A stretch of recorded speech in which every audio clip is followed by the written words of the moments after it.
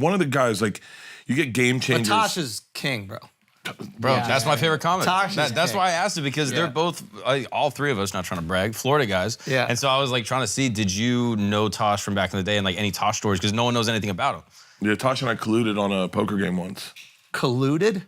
What does that mean? It's when you go in, pretend not to know each other, and you work as a team to win. It's what happened in Rounders. Yeah, I love that That's movie. Rounders. Yeah, shout out to Brian Koppelman. Movie changed my life. I walked around with a pack of cards after that, and I would just try to hustle people in poker.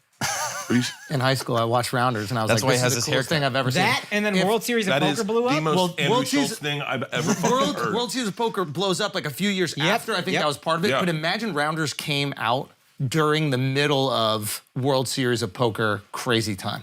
The biggest movie Ever in history. Ever in history. I think Ever it in worked fucking better though, history. because it didn't feel like it was cashing in. You Right. saw this. You, that was you just got great. into it, and then it was just like a great movie. I didn't know Koppelman wrote that. Yeah, bro, we wrote Rounders. I mean, it's one of my favorite movies. Anyway, It's a go great on. fucking movie. No, I met Schultz when Georgia was born. Tosh. Yeah, I'm sorry. Yeah, Tosh. It's okay. Mix up the grades.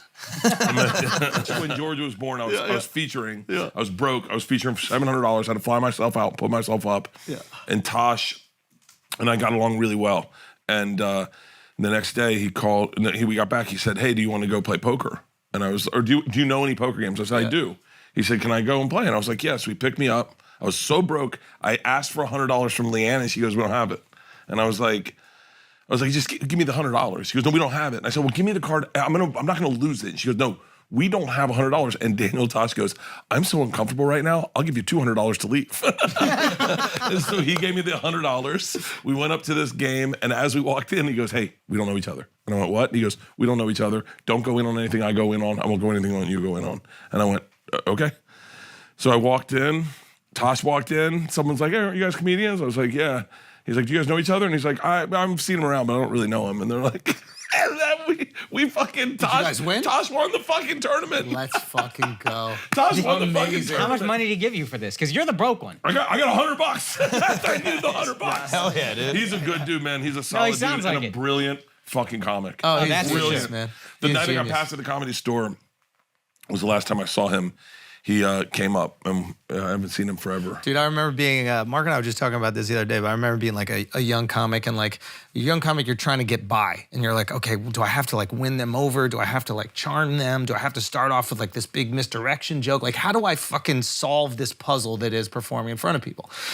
And early on in comedy, you're like, okay, I got to get some momentum going, and if they're into me, and the momentum's going, the jokes work, and everything's good. And I remember watching him in one of his specials. He didn't like some people that were in the crowd. And he kicks them out of the crowd, stops the show, starts from zero again. And I thought that I saw the greatest comedian ever. I was like, what? That You is incredible. Stopped the show.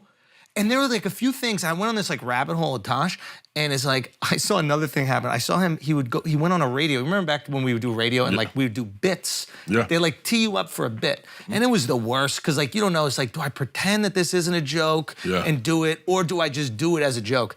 This motherfucker did the joke as a joke, and murdered for 3 people. It is 3 people. I saw that clip. I saw that clip.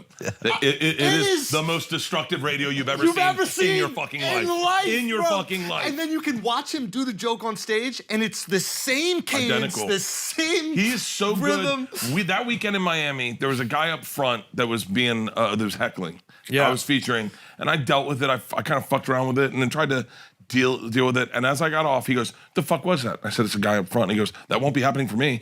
And I said, "Really?" And so I go around, and he walks out on stage. He goes, "Show has not started. You need to leave, sir." Yeah, He goes, "I will not go on until this guy's kicked out. Fucking go. Kick him out.